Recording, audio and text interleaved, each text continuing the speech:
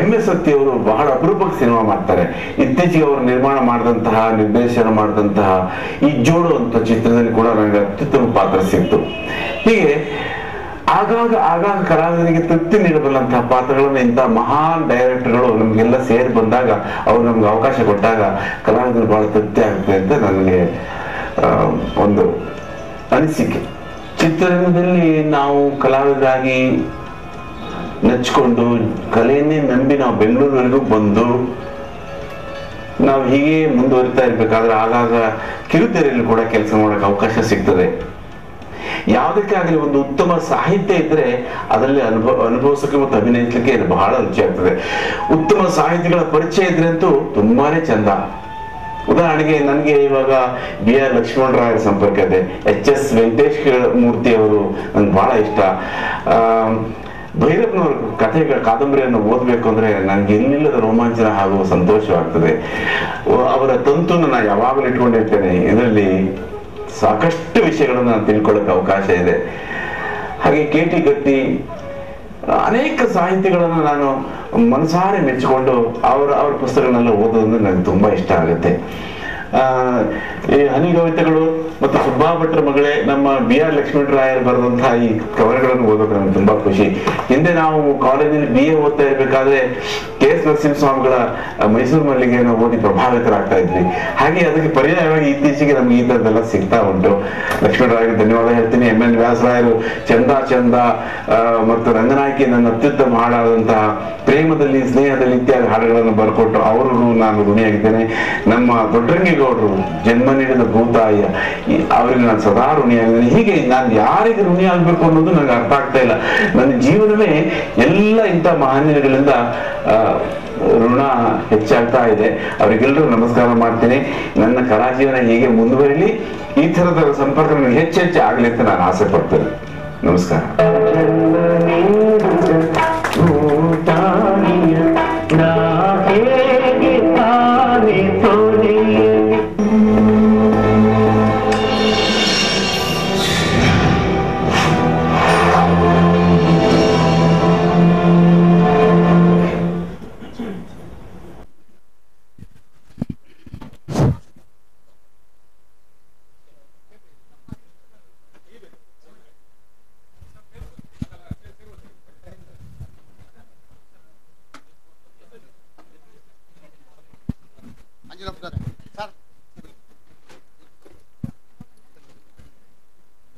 ಮಾತುಕತೆ ಈಗ ರಾಮಕೃಷ್ಣ ಅವರು ದಯವಿಟ್ಟು ಮೇಲಕ್ಕೆ ಬರಬೇಕಾಗಿ ಕೋರ್ತೇನೆ.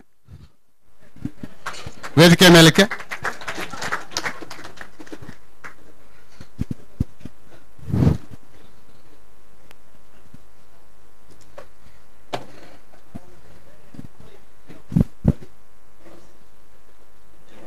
ಕೂತ್ಕೊಳ್ಳಿ ಸರ್, ಬರ್ತಾರೆ, ಕೂತ್ಕೊಳ್ಳಿ.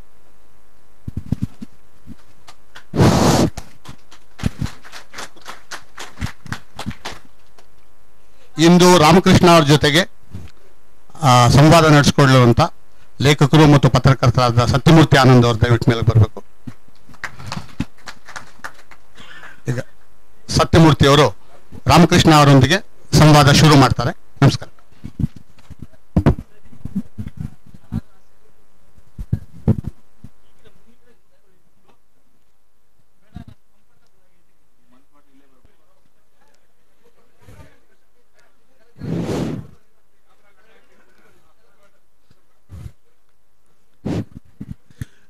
ಎಲ್ರಿಗೂ ನಮಸ್ಕಾರ.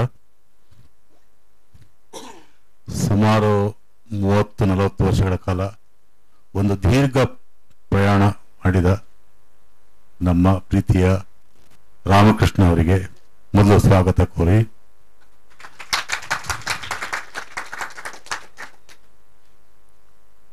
ಎಲ್ಲಕ್ಕಿಂತ ಮೊದಲು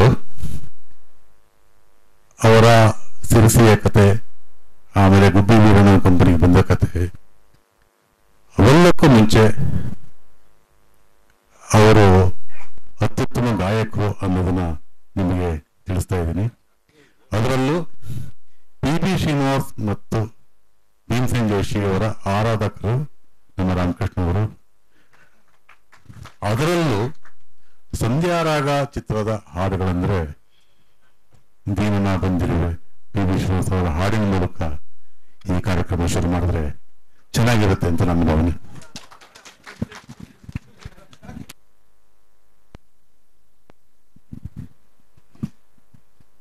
ಸಿಕ್ಕಾಪಟ್ಟೆ ಬೆವರಿದ್ದೀನಿ, ಮತ್ತು ಇಕ್ಕಟ್ಟಿ ಸಿಕ್ಕಾಕ್ಸಿದ್ದಿಲ್ಲ ಸತ್ಯಣ್ಣ, ದತ್ತಣ್ಣ ಕ್ಷಮಿಸಿ.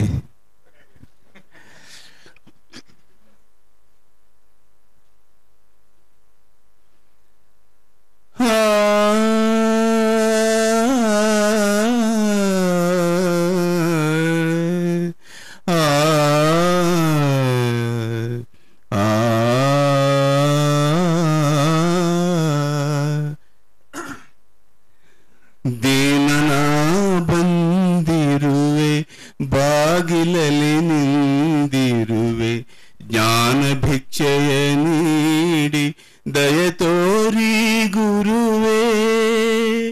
ಕೃಷ್ಣನಾಲಯದಾಚೆ ನಿಂತ ಕನಕನ ರೀತಿ ಕಾದಿರುವೆ ಕಾತರದೆ, ಎನ್ನ ಮೊರೆ ಕೇಳಿಸದೆ ಗುರುವೇ. ದೀನನ ಬಂದಿರುವೆ, ಬಾಗಿಲಲ್ಲಿ ನಿಂದಿರುವೆ, ಜ್ಞಾನ ಭಿಕ್ಷೆಯ ನೀಡಿ ದಯ ತೋರಿ ಗುರುವೇ. ದ್ರೋಣರ ಬಳಿ ಬಂದ ಏಕಲವ್ಯನ ತೆರದಿ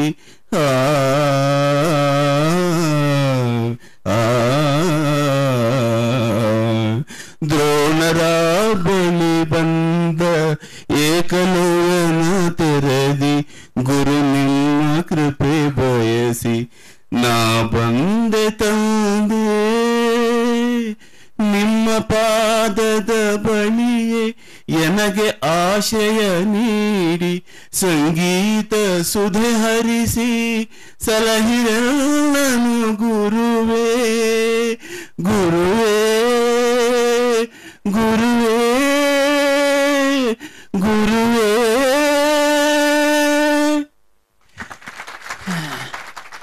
ಇದು ಸಿಕ್ಕಾಪಟ್ಟೆ ತಲೆ ಕೆಡಿಸ್ಕೊಂಡು ಹಾಡು ನನ್ಗೆ ನನ್ನ ಜೀವನದಲ್ಲಿ.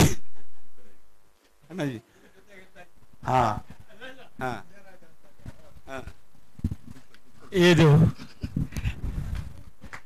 ಈ ಹಾಡನ್ನ ನಾವು ಮಾಡಬೇಕಾದ ಸಂದರ್ಭದಲ್ಲಿ ಸಂಧ್ಯಾರಾಗ ಚಿತ್ರಕ್ಕೆ ಬಾಲಮುರಳಿ ಕೃಷ್ಣ ಅವರನ್ನ ನೇಮಿಸಿದ್ವಿ.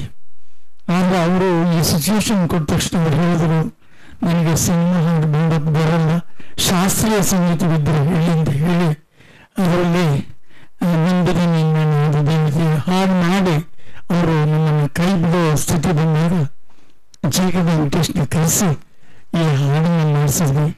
ಇದಕ್ಕೆ ಸಾಹಿತ್ಯ ಜಿ.ಬಿ. ಅಯ್ಯರ್ ಅವರದು. ಅದು ಯಾವ ದಾಸರ ಕೃತಿಗೂ ಕಮ್ಮಿ ಇರುವಂತಹ ಒಂದು ಕೃತಿಯನ್ನು ಬರೆದುಕೊಟ್ಟು ಅದನ್ನ ಜಿ.ಕೆ. ವೆಂಕಟೇಶ್ ಅತ್ಯಂತ ಮಧುರವಾಗಿ ಅದರ ದಾಸ ಮಾನ್ಯತರೇನೆ ಅದಕ್ಕೆ ರಾಗವನ್ನು ಸಂಯೋಜಿಸಿ ಪಿ ಬಿ ಶ್ರೀನಿವಾಸ್ ಕೈಯಲ್ಲಿ ಹಾಡಿಸಿದ್ರು. ಅಂದು ಕೇಳಿದ ಆ ಹಾಡು ರೆಕಾರ್ಡಿಂಗ್ ಸಮಯದಲ್ಲಿ ಕೇಳಿದ ಹಾಡನ್ನ ಇಂದು ರಾಮಕೃಷ್ಣ ಅವರ ಧ್ವನಿಯಲ್ಲಿ ಕೇಳೋದಕ್ಕೆ ನನಗೆ ಅತ್ಯಂತ ಸಂತೋಷವಾಗ್ತಾ ಇದೆ. ಹೇಳೋದಕ್ಕೆ ನಾನು ತುಂಬಾ ಸಂತೋಷ ಪಡ್ತೀನಿ. ನಾನು ಹೀಗೆಲ್ಲ ಹಾಡ್ತೀನಿ ಅಂತೀನಿ, ಆ ಪುಣ್ಯಾತ್ಮ ಹೋಗಿರ್ಬೇಕು ಪಿ ಬಿ ಶ್ರೀನಿವಾಸ್. ಏನ್ ಮಾಡ.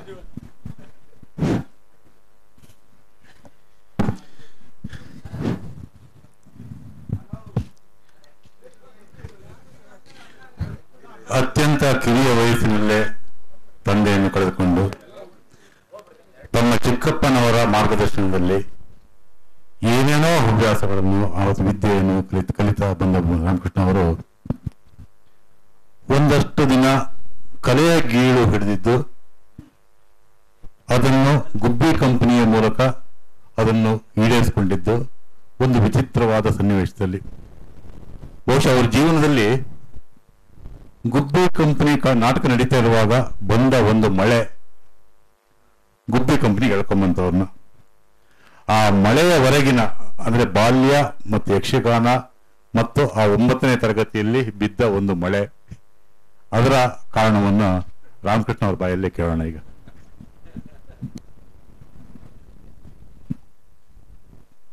ಯಕ್ಷಗಾನ ಆಡ್ತಾ ಇದ್ದಂತಹ ಸಂದರ್ಭದಲ್ಲಿ ನಾಟಕದ ಪ್ರಭಾವ ನಮಗೆ ಜಾಸ್ತಿ ಆಯಿತು.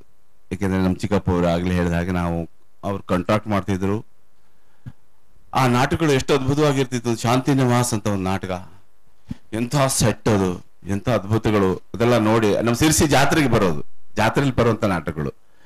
ಆ ಪ್ರಭಾವ ಆದ್ಮೇಲೆ ನೇರ ಗುಬ್ಬಿ ಕಂಪನಿನೇ ಸಿರ್ಸಿ ಬಂದ್ಬಿಡ್ತು. ಲವಕುಶ, ಸಾಹುಕಾರ, ಸಿದ್ಧಲಿಂಗೇಶ್ವರ, ಕಲಬುರ್ಗಿ ಶರಣಬಸವೇಶ್ವರ, ಈ ತರ ನಾಟಕಗಳು ಬಂದು ನಮ್ಮ ರಾಧಾ ರುಕ್ಮಿಣಿ ಶ್ರುತಿಯವರ ತಾಯಿ ಆವಾಗಿನ ದೊಡ್ಡ ಶಕ್ತಿ ಆ ನಾಟಕ ಕಂಪನಿ. ನಾನು ಆವಾಗ ನೋಡಿದಾಗ ಅವರ ಲವಕುಶ ನೋಡಿ ನಾನು ಸಿಕ್ಕಾಪಟ್ಟೆ ಬೆರಗಾಗ್ಬಿಟ್ಟೆ. ಏನ್ ಹಾಡುಗಾರಿಕೆ, ಏನ್ ಚಂದ. ಅವರಿಬ್ಬರು ಆ ಹುಡುಗರು, ಚನ್ನಬಸವಣ್ಣ ಅವ್ರು ರಾಮನ್ ಮಾಡ್ತಾ ಇದ್ರು, BK ಸಿದ್ಧಲಿಂಗಪ್ಪ ಅಂತ ಲಕ್ಷ್ಮಣ್ ಮಾಡ್ತಾ ಇದ್ರು, ವಶಿಷ್ಠರನ್ನ ನಮ್ಮ ವಾಸುದೇವರಾವ್ ಮಾಡ್ತಾ ಇದ್ರು ಚೋಮುಂದುಡಿ. ಎಂತ ದೊಡ್ಡ ಸೆಟ್, ಎಂತ ಸ್ಕ್ರೀನ್, ಅದು ಏನ್ ಟೆಕ್ನಿಕ್. ಗುಬ್ಬಿ ಕಂಪ್ನಿ ನಂಗೆ ಹೇಗಾರು ಮಾಡಿ ಕಂಪ್ನಿಗೆ ಸೇರ್ಕೊಂಡು ಸಾಯ್ಬೇಕಂತ ಅನ್ಸ್ಬಿಡ್ತು ನನಗೆ. ಇಷ್ಟು ಚೆನ್ನಾಗಾಯ್ತು. ಆದ್ರೆ ಹೋಗಿ ದುಡ್ಡಿಲ್ಲ, ನಾನು ಮನೇಲಿ ನಂಗೆಲ್ಲ ದುಡ್ಡು ಗಿಡ ಆತದೆಲ್ಲ ಕೊಡ್ತಿರ್ಲಿಲ್ಲ. ನಾನಿನ್ನು ಹೈಸ್ಕೂಲ್ ಓದೋ ಏನ್ ಮಾಡೋದು ಅಂತ ಹೇಳ್ಬಿಟ್ಟು ಥಿಯೇಟರ್ ಹಾಕಿ ಜಾಗದ ರಸ್ತೆ ಆಚೆಗೆ ಒಂದು ದನದ ಆಸ್ಪತ್ರೆ ಇತ್ತು. ದನದ ಆಸ್ಪತ್ರೆಗೆ ನಾವು ಆಗಾಗ ಹಳ್ಳಿಯಿಂದ ನಮ್ಮ ಎಮ್ಮೆನ ತಗೊಂಡ್ಬರೋದು, ಹೊಸ ಬೆದೆಗೆ ಬಂದಾಗೆಲ್ಲ ನಮ್ ಕೆಲಸ ಅದೇ ಊರಲ್ಲಿ. ಆ ಆಸ್ಪತ್ರೆಯಲ್ಲಿ ನಂಗೆ ಪರಿಚಯ ಇತ್ತು. ಅದು ಸಂಜೆ 5 ಗಂಟೆ ಆದ್ಮೇಲೆ ಆಸ್ಪತ್ರೆ ಬಾಗಲಾಕ್ಬಿಡ್ತಾ ಇದ್ರು. ಆ ಆಸ್ಪತ್ರೆ ಅದ್ರೊಳಗೇನೆ ಆ ಎಮ್ಮೆ ಎಲ್ಲ ಇಡೋ ಜಾಗದಲ್ಲಿ ಒಂದು ದೊಡ್ಡ ಹುಲ್ಲಿನ ರಾಶಿ ಇತ್ತು. ಆ ಹುಲ್ಲಿನ ರಾಶಿ ಮೇಲೆ ಹತ್ತು ಕೂತ್ಕೊಂಡ್ರೆ ನೇರ ಥಿಯೇಟರ್ನೇ ನೋಡ್ಬೋದಾಯ್ತು, ನಾವು ರಂಗಭೂಮಿಯನ್ನು ನೋಡ್ಬೋದಾಯ್ತು. 5 ಗಂಟೆ ಆದ ನಂತರ ನಾನು ಹೈಸ್ಕೂಲ್ ಬಿಟ್ಟ ತಕ್ಷಣ ಆ ಹುಲ್ಲು ಮೇಲೆ, ಆ ಹುಲ್ಲಿನ ಹೊರೆ ಮೇಲೆ ಕೂತ್ಕೊಂಡು ನೋಡ್ತಾ ಇದ್ದೀನಿ. ಆ ಲವಕುಶ, ಆ ಸಿದ್ಧಲಿಂಗೇಶ್ವರ, ಇದು ಅಯ್ಯೋ ಅಯ್ಯೋ ಅಯ್ಯೋ, ಆ ಸಂಗೀತ ಏನ್ ಚಂದ, ಆ ಜನ ಎಂಜಾಯ್ ಮಾಡ್ತಾ ಇರೋ ರೀತಿ ನೋಡಿ ನಾನು ಬೆರಗಾಗಿ ಇದ್ರೆ ಇಲ್ಲೇ ಇರ್ಬೇಕು, ಸತ್ರ ಅಲ್ಲೇ ಸಾಯ್ಬೇಕು ಅನ್ನೋ ತರ ಭಾವನೆ ಬಂದ್ಬಿಟ್ಟು ನನಗೆ ಹೇಗಾರು ಹೇಗೆ ಅಲ್ಲಿ ನಮ್ ನಾಟಕ ನೋಡೋ ಹೇಗೆ ಅಂತ ಯೋಚನೆ ಮಾಡ್ಕೊಂಡು ಹಾಗೆ ಎಂಜಾಯ್ ಮಾಡ್ತಾ ಇದ್ದೆ. ಆದ್ರೆ ಅವ್ರು ಪರಿಚಯ ಮಾಡ್ಕೊಳಕ್ ಆಗ್ತಿಲ್ವಲ್ಲ ಅಂತ ತಕ್ಷಣ ನನ್ನ ಅದೃಷ್ಟಕ್ಕೆ ಮುಂಗಾರು ಮಳೆ ತರ ಒಂದು ಒಳ್ಳೆ ಮಳೆ ಬಂತು. ನಮ್ಮ ಮಲ್ನಾಡು ಮಳೆ ಕೇಳ್ಬೇಕಾ, ಮುಂಗಾರು ಮಳೆ 10% ಮೇಲೆ. ಆ ಮಳೆ ಬಂದ ತಕ್ಷಣ ಅವರು ಥಿಯೇಟರ್ ಅಲ್ಲಿ ಇದ್ದವರೆಲ್ಲ ಕೂಗಿದ್ರು, ಬನ್ನಿ ಬನ್ನಿ ಬನ್ನಿ, ದಯವಿಟ್ಟು ಎಲ್ಲ ಯಾರು ನೆನಿಬೇಡಿ, ಬನ್ನಿ, ಇದೇ ಟಿಕೆಟ್ ಇಟ್ಕೊಂಡು ನಾಳೆನೂ ಬರ್ಬೋದು ನೀವು ಬನ್ನಿ ಅಂತ ಕರೆದ್ರು. ಕೆಲವರು ಸ್ಟೇಜ್ಗೆ ಹೋದ್ರು, ಕೆಲವರೆಲ್ಲ ಎದ್ದು ಓಡೋದ್ರು, ಎಲ್ಲ ಹೋದ್ರು. ಥಿಯೇಟರ್ ಖಾಲಿ ಆಗ್ತಾ ಇತ್ತು. ಇದೇ ಸಮಯ ನೋಡಿ ನಾನು ಒಳಗಡೆ ನುಗ್ಗಿ ರಂಗಭೂಮಿ ಒಳಗೆ ನಿಂತ್ಕೊಂಡೆ. ಆ ರಂಗಸಜ್ಜಿಕೆ ಮೇಲೆ ನಿಂತ್ಕೊಂಡೆ. ನನ್ಗೆ ಏನೋ ಸ್ವರ್ಗವೇ, ನಾನೇನ್ ಪಾಠ ಅಲ್ಲ ಏನಿಲ್ಲ, ಸುಮ್ಮನೆ ನೋಡಿದ್ದಷ್ಟೇನೆ, ಸುಮ್ಮನೆ ನಿಂತ್ಕೊಂಡಿದ್ದೆ. ಮಳೆ ಬರ್ತಾನೆ ಇದೆ. ಕಲಾವಿದಗಳೆಲ್ಲ ಹಿಂದ್ಗಡೆ ರಂಗಸಜ್ಜೆ ಅವ್ರ ಮನೆಗಳಿದೆ, ಕ್ವಾರ್ಟರ್ಸ್ ಅಲ್ಲಿಗೆ ಹೋಗಿದ್ದಾರೆ. ನಾನ್ ನಿಂತ್ಕೊಂಡಿದ್ದೆ. ಯಾವನೋ ಹಿಂಗ್ ಕುಗ್ತಾ ಇದ್ದ, ಅದು ನೀರೆಲ್ಲ ಬಿತ್ತು, ಒಂದ್ ಬಸ್ ಅಂತ ಒಂದ್ ಕಡೆಯಿಂದ ನನ್ನ ಮೈ ಮೇಲೆ ಬಿತ್ತು. ಅದೇ ಲಕ್ಕು ನೋಡಿ ನನಗೆ. ಆ ನೀರು ಬಿದ್ದ ತಕ್ಷಣ ಯಾರೋ ಹುಡುಗ ಯಾರು ಮಳೆಯಲ್ಲಿ ನಿಂತ್ಕೊಂಡ ಅಂತೆಲ್ಲ ಹೇಳಿದ್ರು. ನಾನ್ ಸ್ವಲ್ಪ ಗಟ್ಟಿ ಮನುಷ್ಯ, ಏನಂತ ಹೆದರ್ಲಿಲ್ಲ. ನಾನು ಮಳೆಯಲ್ಲಿ ನೆಂದ್ರು ಏನಾಗಿಲ್ಲ. ಅಷ್ಟೊತ್ತಿಗೆ ಸ್ವರ್ಣಮ್ಮ ಅಂತ ಅವರು ನೋಡಿದ್ರು. ಯಾಕೆಂದ್ರೆ ಅವರಿಗೆ ಗುಬ್ಬಿನವ್ರ ದೊಡ್ಡ ಮಗಳು, ಮಕ್ಕಳಿರ್ಲಿಲ್ಲ. ಅದೇನು ದೇವ್ರ ತರ ನನ್ಗೆ ಬಂದ್ರು ಅವರು. ಯಾರ ಮರಿ ನೀನ್ ಯಾಕೋ ಮಳೆಯಲ್ಲಿ ನಿಂತ್ಕೊಂಡೆ, ಬಾರ ಮಗ ಅಂತ ಕರೆದ್ರು. ಅಲ್ಲಿಂದ ಶುರುವಾಯ್ತು ನೋಡಿ ನಮ್ದು. ಹಾಗೆ ಅವ್ರು ಬಿಡ್ಲೇ ಇಲ್ಲ. ನಾನು ಆಮೇಲೆ ಒಳ ಕರ್ಕೊಂಡು ಹೋದ್ರು, ನನ್ ಬಟ್ಟೆ ಬಿಡಿಸಿದ್ರು, ಟಾವಲ್ ಕೊಟ್ರು, ತಲೆ ಉಜ್ಜಿದ್ರು. ಅವ್ರಿಗೆ ಮಕ್ಳಿಲ್ಲ. ನನ್ನನ್ನ ಅಲ್ಲೇನೆ ಮಗ ಅಂತ ತೀರ್ಮಾನ ಮಾಡಿದ್ರು ಅವರು. ಊಟ ಕೊಟ್ರು. 2-3 ದಿವಸ ನಾನು ಅಲ್ಲೇ ಕ್ಯಾಂಪು. ಮನೇಲಿ ಆಮೇಲೆ ಹುಡ್ಕೊಬಂದು ನಾನು ಮತ್ತೆ ವಾಪಸ್ ಕರ್ಕೊಂಡು ಹೋದ್ರು. ಅಷ್ಟೊತ್ತೊಳಗೆಲ್ಲ ಅವ್ರ ಅಡ್ರೆಸ್ ಎಲ್ಲ ತಗೊಂಡು ನಾನು ಹೇಗೋ ಅವರ ಸಂಪರ್ಕಕ್ಕೆ ಬಂದ್ಬಿಟ್ಟೆ. ಹೀಗಾಯ್ತು. ಅದು ಹೇಳಿದ್ರೆ ಬೇಜಾರಾಗ್ಬಿಡ್ತೆ, ಬಿಟ್ಬಿಡಿ ಸರ್. ಅಲ್ಲ, ಪತ್ರ ವ್ಯವಹಾರ ಶುರು ಮಾಡ್ಕೊಂಡ್ರಿ? ಹೌದು. ಆಮೇಲೆ SSLC ಮಾಡ್ಕೊಂಬ ಮರಿ, ನೀನ್ ಈಗಲೇ ಬಂದ್ಬಿಡ್ಬೇಡ ಥಿಯೇಟ್ರಿಗೆ ಅಂತೆಲ್ಲ ನಮ್ ಬುದ್ಧಿವಾದ ಹೇಳಿ ಕಳ್ಸಿದ್ರು. ಆಮೇಲೆ ನಿನ್ ನಾಟಕಗಳ ಆಸಕ್ತಿ ಇದ್ರೆ ಪಾತ್ರ ನೋಡ್ತಾ ಇರು, ಮಾಡ್ತಾ ಇರು ಅಂತೆಲ್ಲ ಹೇಳಿದ್ರು. ಅವರು ಇರೋಷ್ಟು ದಿನ ನಾನು ಅವ್ರ ಸಂಪರ್ಕದಲ್ಲಿ ಇಟ್ಕೊಂಡು, ಕೊನೆಗೆ ಅವ್ರು ಹೋಗುವಾಗ ನಂಗೆ ಅಡ್ರೆಸ್ ಇಟ್ಕೊಂಡ್ರು. ಎಲ್ಲಿ ಹೋದ್ರು ಅವರು ನನಗೆ. ಆಮೇಲೆ ಬೆಂಗಳೂರು, ಅವರು ಕಂಪನಿ ಬಿಟ್ರು. ಬೆಂಗಳೂರಿನಲ್ಲಿ ಗಾಂಧಿನಗರದಲ್ಲಿ ಕಲಾಕುಂಜ ಅಂತ ಒಂದು ಮನೆ ಇತ್ತು, ಅಲ್ಲೇ ಅವ್ರು ಇದ್ದಿದ್ರು. ಶಿವಾನಂದ ಅಣ್ಣ ಅವರೆಲ್ಲ ಅಲ್ಲೇ ಇರೋದು. ಸರ್ ಅಲ್ಲಿಂದ ನನಗೆ ಲೆಟರ್ ಬರೀತಿದ್ರು. ಅವ್ರ ಲೆಟ್ರು ನನಗೆ ಅತ್ಯದ್ಭುತ ವಿಷಯಗಳನ್ನು ಒಳಗೊಳ್ತಾ ಇತ್ತು. ನನ್ಗೆ ಹೇಗಾರು ಮಾಡಿ ನಮ್ಮ ತಾತ ವೀರಣ್ಣ ಅವ್ರದ್ದು, ಜಯಮ್ಮ ಅವ್ರದ್ದೆಲ್ಲ ಸೈನ್ ಹಾಕೊಡ್ತೀರಾ, ಆಟೋಗ್ರಾಫ್ ಹಾಕೊಡ್ತೀರಾ ಅದೆಲ್ಲ ಕೇಳಿದ್ದೆ. ಎಲ್ಲಾರ್ದು ಇಡೀ ಗುಬ್ಬಿ ಕಂಪನಿ ಕುಟುಂಬದೆಲ್ಲ ಆಟೋಗ್ರಾಫ್ ಹಾಕೊಟ್ಟಿದ್ದಾರೆ. ನನ್ನ ಹತ್ರ ಅದು ಇನ್ನೂ ಇದೆ ನನ್ನ ಹತ್ರ ಹಾಕೊಟ್ಟಿದ್ದಾರೆ. ನಿಮ್ ಕ್ಯಾಮ್ರಾ ಎದುರುಗಡೆ ಬಂದು ನನ್ಗೆ ಎಲ್ಲಿರುತ್ತೆ, ಮರ್ತೋಗುತ್ತೆ. ಆಟೋಗ್ರಾಫ್ ಇಟ್ಕೊಂಡಿದ್ದೀನಿ ಇನ್ನ. ಅಂದ್ರೆ ಹಾಗೆ SSLC ಆದ್ಮೇಲೆ ನಾನು ಮತ್ತೆ ಬೆಂಗಳೂರಿಗೆ ಹೋಗಿ ಅವ್ರನ್ನ ಇದು ಮಾಡಿದಾಗ ಅವ್ರು ನನಗೆ ಕಂಪನಿ ಅವ್ರು ತುಮಕೂರಿನಲ್ಲಿ ಇರೋದು ಗೊತ್ತಾಯ್ತು. ತುಮಕೂರಿನಲ್ಲಿ ಹೋಗಿ 1 ತಿಂಗಳು ಕಂಪನಿ ಸೇರ್ಕೊಂಡೆ.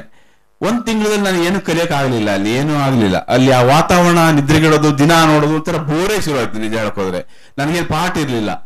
ಕೊನೆಗೆ ಏನ್ ಮಾಡೋದಪ್ಪ ಅಂತ ಅಲ್ಲಿ ಅಕ್ಕಪಕ್ಕದವರೆಲ್ಲ ಎಲ್ಲಾ ಕಲಾವಿದರುಗಳು ಸೇರಿ ಈ SSLC ಮಾಡ್ಕೊಂಡು ನೀನು ಈ ತರ ಇಷ್ಟಣ್ಣ ವಯಸ್ಸಿಗೆ ಹಿಂಗ್ ಬರೋ ಸರಿಯಲ್ಲಪ್ಪ ಅಂತೆಲ್ಲ ಹೇಳ್ತಾ ಇದ್ರು ವಾಸಿಯವರವರೆಲ್ಲ. ಬರೀ ಏನ್ ಮಾಡೋದು ಸರ್ ಅಂದ್ರೆ, ನೀವು ಸ್ವಲ್ಪ ದೊಡ್ಡವನಾಗಿ ಇನ್ನ ಬೆಳೆದು ಸ್ವಲ್ಪ ವಿದ್ಯೆ ಮುಗಿಸ್ಕೊಂಡ್ ಬರ್ರಿ, ಆಮೇಲೆ ಇದ್ದೇ ಇದೆ ಅಂತೆಲ್ಲ ಹೇಳೋರು. ಅದು ಹೌದು ಹೌದು ಅಂತ ಅನ್ಸಕ್ ಶುರು ಆಗೋಯ್ತು. ಆಮೇಲೆ ಅಲ್ಲಿಂದ ನನಗೆ ಪತ್ರಿಕೆಯಲ್ಲಿ ಅನೌನ್ಸ್ ಆಯ್ತು. ಅವಾಗೆಲ್ಲ SSLC ರಿಸಲ್ಟ್ ಪತ್ರಿಕೆಯಲ್ಲಿ ಬರೋದು.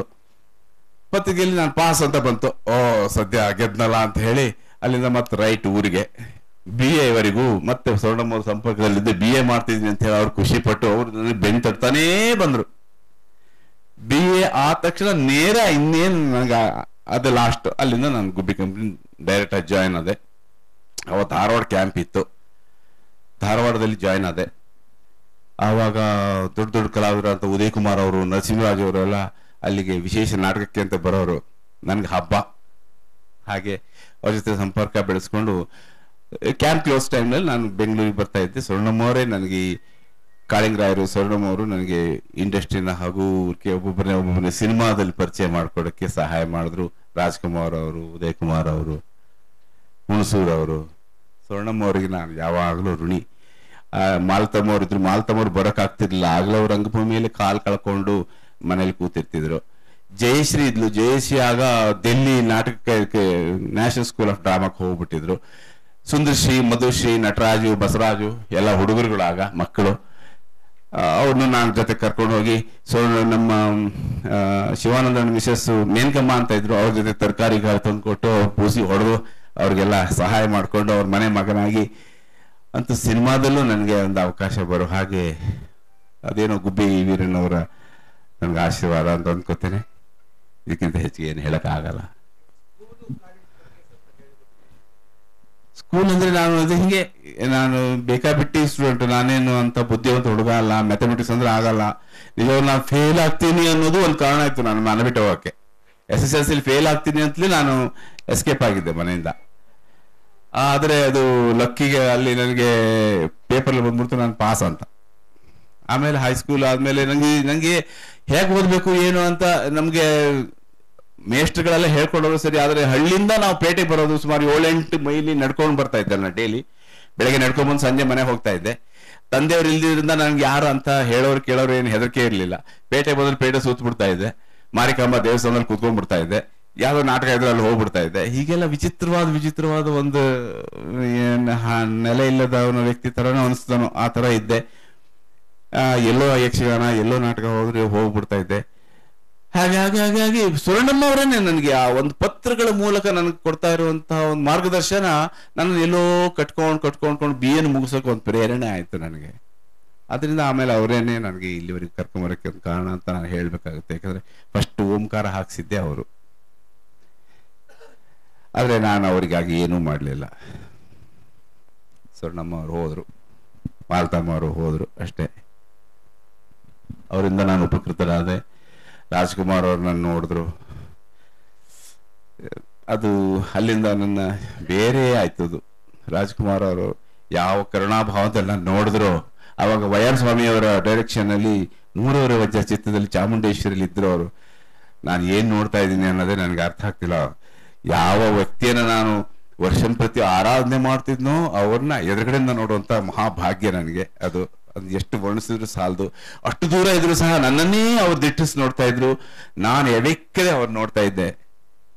ಈ ರೀತಿಯ ಒಂದು ಆಂತರಿಕ ಒಂದು ರೀತಿಯ ಸಂಪರ್ಕ ಉಂಟಾಯ್ತನೋ ಅಂತ ನನಗೆ ಅನಿಸ್ತದೆ. ಅದೆಲ್ಲ ಈಗ ಹೇಳ್ಕೊಂಡ್ರೆ ನಾನು ಮಾತ್ರ ಅನುಭವಿಸ್ಬೇಕು ಅಷ್ಟೇ. ಯಾಕಂದ್ರೆ ಒಂದ್ಸಲ ಗುಬ್ಬಿ ಕಂಪನಿನ ಬಿಟ್ಬಿಟ್ಟೆ.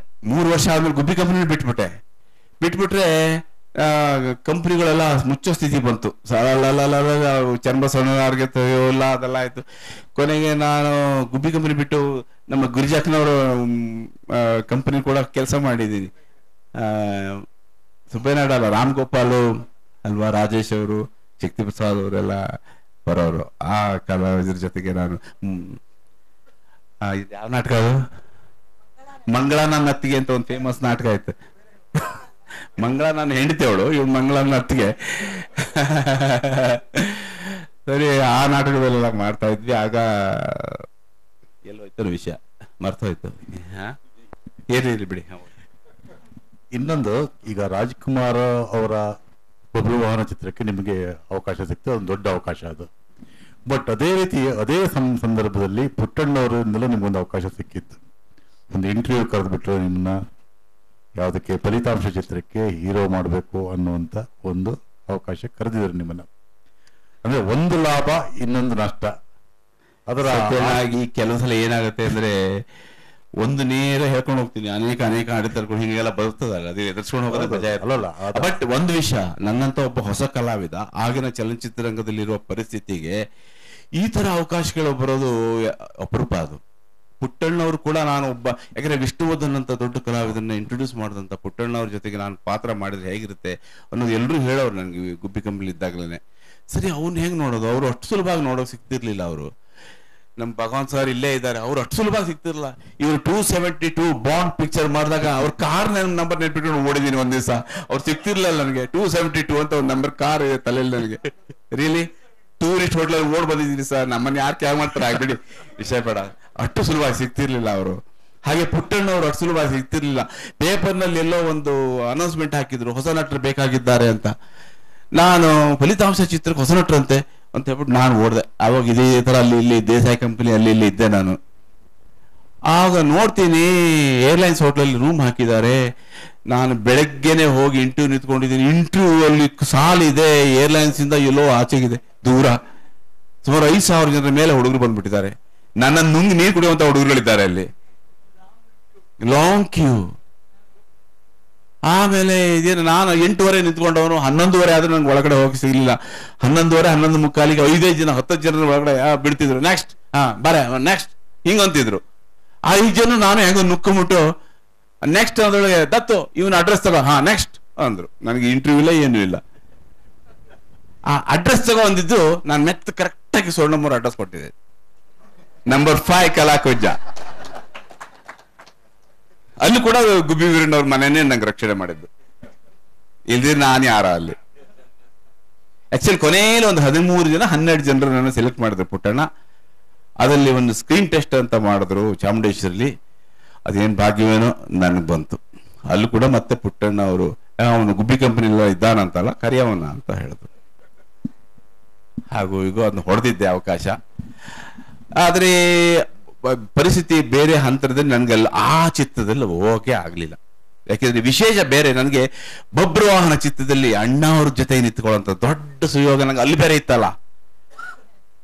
ಅಲ್ಲಿ ಮದ್ರಾಸಿಂದ ಇಲ್ಲಿ ಬಂದು ಅಡ್ಜಸ್ಟ್ ಮಾಡಕ್ ನನ್ನ ಹತ್ರ ಆಗ್ಲಿಲ್ಲ. ಮೇಲಾಗಿ ಅಣ್ಣವ್ರು ಕೂಡ ತುಂಬಾ ಬ್ಯುಸಿ, ದೊಡ್ಡ ಪರ್ವಕಾಲ ಅವರಿಗೆ. ಅವಾಗ ಮೈಸೂರು ಯೂನಿವರ್ಸಿಟಿಲಿ ಡಾಕ್ಟರೇಟ್ ಬೇರೆ ಅವರಿಗೆ, ಬಿಡುವಿಲ್ಲದ ಕಾರ್ಯಕ್ರಮಗಳು. ನಮ್ಗೆ ಕೊಟ್ಟಿರೋ ಡೇಟ್ಗಳೆಲ್ಲ ವ್ಯತ್ಯಾಸ ಆಗೋಯ್ತು ಅಲ್ಲಿ. ಕೊನೆ ನಾವೇನು ಹೊಸಬ್ರು, ನಮ್ಗೇನು ಇದು ಮಾಡ್ಬೇಕಾದಿಲ್ಲ. ಕೊನೆ ನಾವು ಕಾಯ್ಕೊಂಡು ಕೂತ್ಕೊಂಡು ಹಂಗಂಗು ಮುಗಿಸಿದ್ವಿ. ಅದು 6 ತಿಂಗಳಾದ್ರೂ ಬಬ್ರುವಾಹನ ಹಂಗಂಗೆ ಒಂದೊಂದು ತಿಂಗಳಿಗೆಟ್ಲೆ ಅದು ಶೂಟಿಂಗ್. ಅದು ನೋಡಕ್ ಅದ್ಭುತ ಮದ್ರಾಸಲ್ಲಿ. ಹೀಗಾಗಿ ಈ ಪಿಕ್ಚರ್ ದಕ್ಕಲಿಲ್ಲ.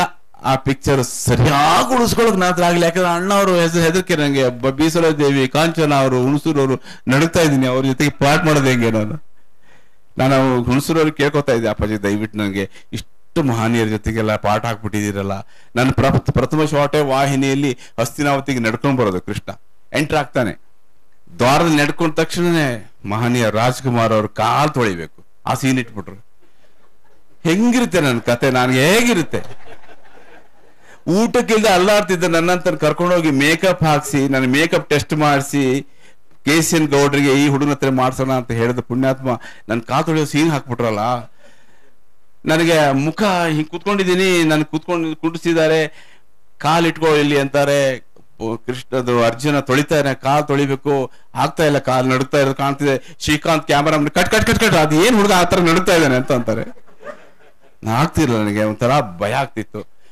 ಅಣ್ಣವರು ಏನು ಮಿಂಚೊಡೆಯೋದು ನನಗೆ, ಅವ್ರು ಮುಟ್ಬಿಟ್ರೆ ಮಿಂಚೊಡೆಯೋದು. ಹಾಗಾಗಿ ಅದೆಲ್ಲ ಆಯ್ತು. ಬಬ್ರುವಾಹನ ನಮ್ಮ ಸರೋಜದೇವಿ, ಕಾಂಚನ ಅವರೆಲ್ಲ ಪಕ್ಕದಲ್ಲಿದ್ರು. ಅದೇನ್ ಗೊತ್ತಿಲ್ಲ, ಅದೇನ್ ಸೆಕೆನೋ ಏನು ಗೊತ್ತಿಲ್ಲ. ಒಟ್ಟಾರೆ ಅಣ್ಣವರೇ ನನ್ಗೆ ಒಂದೊಂದು ಮಾತು ಹೇಳ್ಕೊಂಡು ಪಾಠ ಮಾಡಿಸ್ಕೊಂಡು ಹೋದ್ರು ಅಷ್ಟೇ. ಇದು ಹಿಂಗ್ ಬಂದ್ಬಿಟ್ಟಿದ್ದೀನಿ ಅಣ್ಣ. ದತ್ತಣ್ಣ ದಯವಿಟ್ಟು ಕ್ಷಮಿಸಿ.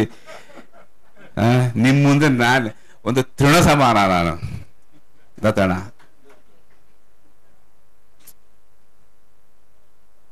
ಏನ ಚಿನ್ನ, ಕಾಸರಗೋಡು ಚಿನ್ನ. ಪಡುವಾರಳ್ಳಿ ಬಗ್ಗೆ ಹೇಳಿ, ಯಾಕಂದ್ರೆ ನಿಮ್ಮ ಪಡುವಾರಳ್ಳಿ ಪಾಂಡವರಕ್ಕಿಂತ ಪಡುವಾರಳ್ಳಿ ಪಾಂಡವ, ಹೌದು, ಪುಟ್ಟಣ್ಣ ಪಡುವಾರಳ್ಳಿ ಪಾಂಡವರು ಕರೆದ್ರು. ಬಬ್ರವಾಹನ ಆಯ್ತು, ನೀನ್ ಬರ್ಬೇಡ ಅಲ್ಲಿಂದ, ಮತ್ತೆ ಅಲ್ಲ ನೀನ್ ಗಲಾಟೆ ಮಾಡ್ಕೊಂಡ್ ಬಂದ್ಬಿಡ್ಬೇಡ, ಚೆನ್ನಾಗಿರೋದಿಲ್ಲ, ಎಲ್ಲರೂ ಚೆನ್ನಾಗಿರ್ಬೇಕು, ನಾನು ನೆಕ್ಸ್ಟ್ ಪಾರ್ಟ್ ಕೊಡ್ತೀನಿ ಅಂತ ಹೇಳಿದ್ರು. ನಾನು ಬಿಡ್ತೀನಿ, ಆ ಪುಟ್ಟಣ್ಣ ಹತ್ರ ಮತ್ತೆ ಕಾಂಟ್ಯಾಕ್ಟ್ ಮಾಡ್ಕೊಂಡು ನೆಕ್ಸ್ಟ್ ಪಾರ್ಟ್ ಕೊಟ್ಟರು. ಪಡುವಾರಳ್ಳಿ ಪಾಂಡವರಲ್ಲಿ ಅಂಬರೀಷ್ ಅವರು, ನಾವು, ಚಂದ್ರಹಾಸ, ಮಹಾದೇವ, ಯಾರಿಲ್ಲ, ಆರತಿ, ಮುಸ್ರಿ ಕೃಷ್ಣಮೂರ್ತಿ, ಧೀರೇಂದ್ರ ಗೋಪಾಲ್, ದೊಡ್ಡ ಕಲಾವಿದರ ದಂಡೆ ಅಲ್ಲಿತ್ತು. ಅದೇ 3-4 ತಿಂಗಳು ನಾವು ಎಷ್ಟು ಮಜಾ ಮಾಡ್ಬೇಕು ಮಾಡಿದೀವಿ. ಆ ತರ ಪಡುವಾರಳ್ಳಿ ಪಾಂಡವ ಚಿತ್ರ ವಿಶೇಷ ವಿಚಿತ್ರವಾದ ಅನುಭವಗಳು ನಮಗೆ ಅಲ್ಲಿ ಚಿಕ್ಕಮಗಳೂರು ಜಿಲ್ಲೆಯಲ್ಲಿ ಆಯ್ತು. ಯಾರೋ ಅಲ್ಲಿ ಚಿಕ್ಕಮಗಳೂರಲ್ಲಿ ನಮಗೆ IDSG ಕಾಲೇಜ್ ಹಾಸ್ಟೆಲ್ ರೂಮು, ತಿಂಗಳಗಟ್ಟಲೆ ರೂಮು, ರಜಾ, ಊರವರೆಲ್ಲ ಶೂಟಿಂಗ್ ನೋಡಕ್ ಬರೋರು. ಅಲ್ಲಿ ಕಿಲಾಡಿಗಳು ಆರತಿ ರೂಮ್ನಲ್ಲಿ ಇಳಿಕಿ ನೋಡೋರು, ಕಲ್ಲು ಹೊಡೆಯೋರು, ಏನೇನೋ ಮಾಡೋರು. ನಾವೆಲ್ಲ ರಾತ್ರಿ ಅಟ್ಸ್ಕೊಂಡು ಹೋಗೋದು, ಏನೆಲ್ಲ ಮಾಡಿದೀವಿ. ವಿಚಿತ್ರ ಅನುಭವಗಳು. ಪುಟ್ಟಣ್ಣವರು ಆ ಡೈಲಾಗ್ಗಳು ಹೇಳ್ಕೊಡೋ ರೀತಿ, 100 ಅಡಿಗೆ ನೋಡಿ. ನನ್ನ ತಂಗಿ ಇದ್ದಾಳೆ ಬೆಂಗಳೂರು ಅಂತ, ಅವಳು ಸೂರಿ ಅಂತ, ಅವಳು ಕೊಡ್ಲಿಪೇಟೆ ಊರು ಅವಳದು. ನಿಂತ್ಕೊಳ್ಳಿ, ಅವಳು ಊರಿದೆ ಅಲ್ಲಿ ಬೆಂಗಳೂರು ಅಂತ. ಅಲ್ಲಿ ಒಂದು ನಡ್ಕೊಂಬರೋ ಸೀನ್ ಹಾಕಿದ್ರು. ಪಾಪ ಸಣ್ಣ ಹಳ್ಳಿ ಅದು. ಹಳ್ಳಿ ಅಂದ್ರೆ ಒಂದು ಹಂಚಿನ ಮನೆ ಇಲ್ಲ ಅವ್ರ ಊರಲ್ಲಿ. ಅತ್ಯಂತ ಬಡದ ಕುಟುಂಬದಿಂದ ಬಂದಂತ ಅವಳು ಸೂರಿ. ಬಾಬು ಅಂತ ಅವ್ರ ಹಸ್ಬೆಂಡ್ ತಹಸೀಲ್ದಾರ್ ಆಗಿದ್ದರು. ಸರಿ, ಆ ಊರಲ್ಲಿ ಶೂಟಿಂಗ್ ಮಾಡ್ಬೇಕಾಗಿತ್ತು. 1000 ಅಡಿಯ ಒಂದು ಶಾಟು. ಅವ Basanna ಬಂದಿರ್ಲಿಲ್ಲ, cameraman ಪಡವರಳಿಗೆ Maruti Rao sir.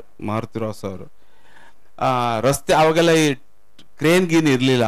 Motor cycle ಮೇಲೆ ಕ್ಯಾಮರಾ ಇಟ್ಕೊಂಡು ತೆಗಿಬೇಕಪ್ಪ, ಅದನ್ನ ಹೆಂಗ್ ತೆಗಿಯೋದು ಅಂತ. 1000 ಅಡಿ.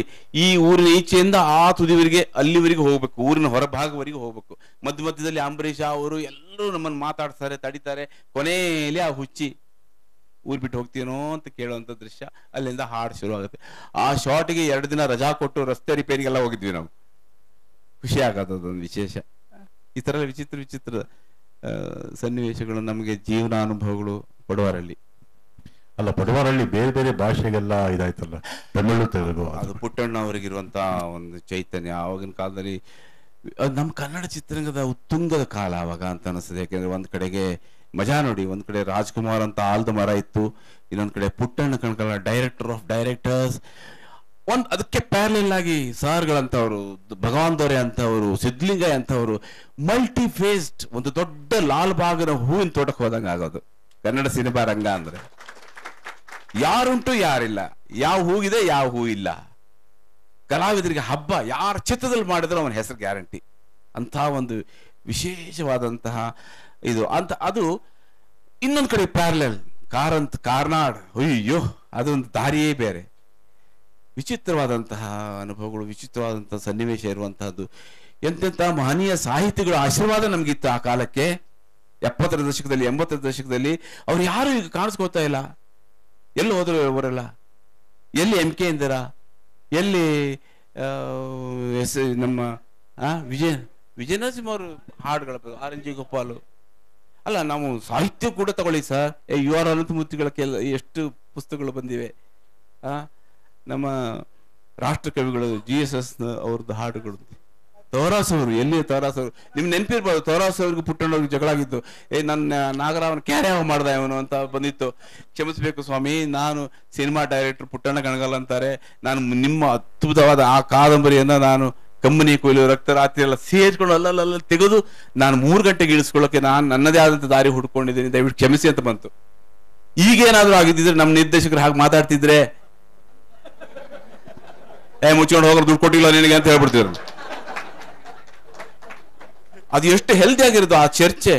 ಪುಟ್ಟಣ್ಣ ಅವರ ಸಾಹಿತ್ಯಗಳ ಗೌರವನೂ ಇಟ್ಟು ಅವರ ನೋಡಿ ಅದು ಹೆಂಗಿದೆ, ಅದು ಎಂತ ಒಂದು ವೈಭವಯುತವಾದಂತ ಕಾಲ ಇತ್ತಾಗ. ಅಂತ ಸಮಯದಲ್ಲಿ ಎಲ್ಲ ನಮ್ಮ ರಾಷ್ಟ್ರದ ಎಲ್ಲ ಭಾಷೆಯವರು ಕನ್ನಡದ ಮೇಲೆ ಕಣ್ಣಿತ್ತು ಅನ್ನೋದು ನನಗೆ ಸ್ವತಃ ಅನುಭವ ಆಗಿದೆ. ಕೆ ಬಾಲಚಂದ್ರ ಅವರು ನಮ್ಗೆ ಹೇಳಿದ್ದಾರೆ ಇದನ್ನ. ನಾನು ಅವ್ರು ತಮಿಳ್ ಪಿಕ್ಚರ್ ಪಾತ್ರ ಮಾಡ್ಬೇಕಾದ್ರೆ ಹೇಳಿದ್ರು.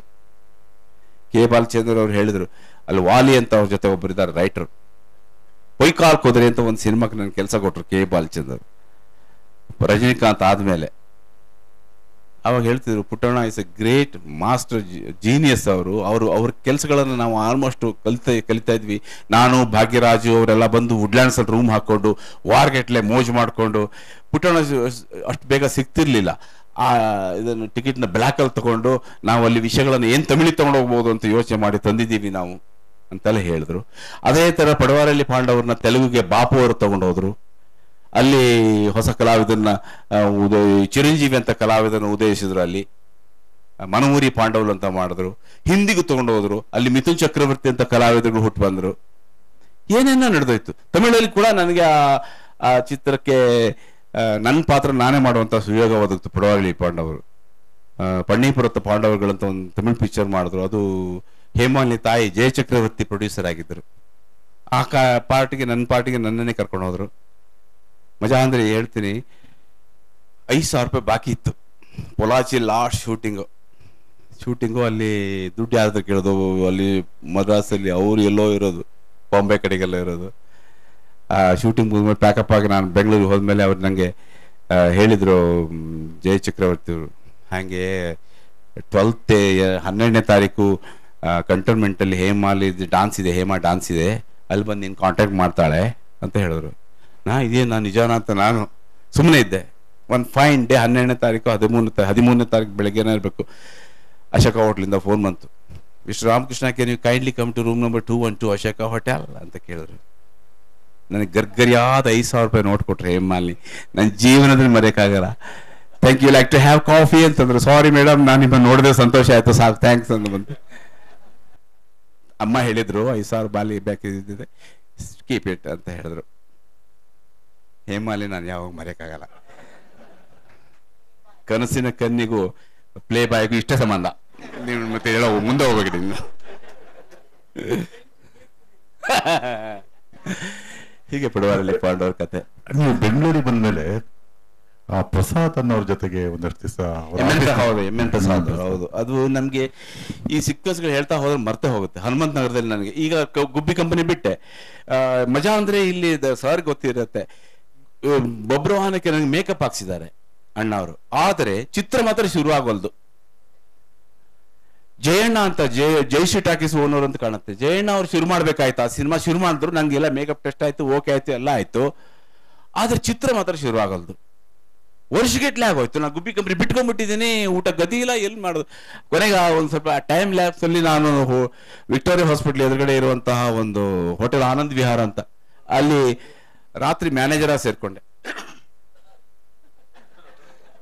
ಊಟ ತಿಂಡಿ ಪುಷ್ಕಳ ಚೆಂದಾಗಿದೆ. 6 ಗಂಟೆ ಮೇಲೆ ಇನ್ಚಾರ್ಜ್ ಎಲ್ಲ ಹೋಟ್ಲಲ್ಲಿ